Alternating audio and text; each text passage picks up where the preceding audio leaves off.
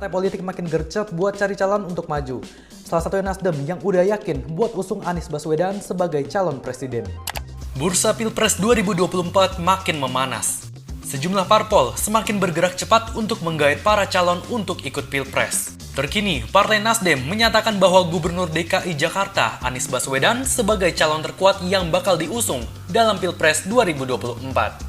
Hal ini disampaikan politikus Nasdem, Zulfan Lindan, pada 28 September 2022. Menurutnya, hal ini belum diputuskan secara resmi. Namun, kemungkinan Anies dicalonkan sebesar 90%. Sebenarnya, Nasdem punya beberapa nama lain yang berpotensi dicalonkan. Ada Panglima TNI Jenderal Andika Perkasa dan Gubernur Jawa Tengah Ganjar Pranowo. Namun, ada kendala dari keduanya. Andika dipastikan masih aktif sebagai Panglima sampai 10 November 2022 mendatang.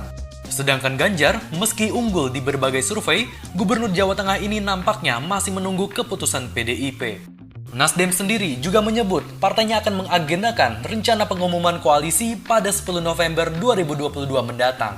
Pembentukan koalisi rencananya akan disusul dengan deklarasi dukungan kepada calon presiden. Nasdem disebut bakal bikin koalisi bareng Demokrat dan PKS.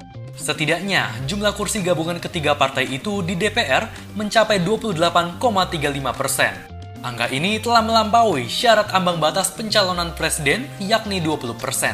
Selain Nasdem, ada juga Gerindra yang sudah yakin pada Prabowo sebagai calon presiden nanti. Buat calon wakil presidennya, beredar pula isu bahwa Joko Widodo bakal mendampingi Prabowo. Menanggapi isu ini, pihak Gerindra bilang bahwa mereka tak keberatan bila Jokowi mau nyalon jadi wapres. Namun, wacana itu harus dikaji terlebih dahulu secara hukum. Sekretaris Jenderal Partai Gerindra, Ahmad Muzani bilang, setiap warga negara punya kedudukan yang sama di depan hukum. Mereka berhak untuk dipilih, asalkan tidak melanggar aturan. Muzani juga menyebut, jadi sebuah kehormatan bila Jokowi mau jadi cawapres Gerindra. Sebab Jokowi punya reputasi jejak dan track record yang cukup jelas. Di sisi lain, Gubernur Jawa Barat Ridwan Kamil disebut sudah bertemu dengan Ketua Umum Golkar, Airlangga Hartarto, dan Ketua Dewan Pakar Agung Laksono. Beredar kabar bahwa Kang Emil bakal gabung Golkar. Golkar pun lewat Ketua Umum Airlangga dan Wakil Ketua Umum Firman Subagio merespons bahwa mereka akan memberikan karpet merah bila Emil mau masuk Golkar. Kabarnya Ridwan Kamil masuk bursa jadi calon wakil presiden Golkar. Sedangkan untuk PDIP, Ketua DPP PDIP Puan Maharani disebut bakal maju jadi Capres 2024. Bahkan, Puan juga sempat membeberkan kriteria calon wakil presiden bila dirinya memang diusung PDIP jadi Capres. Puan bilang, ia ingin punya cawapres yang cocok dan punya cita-cita yang sama.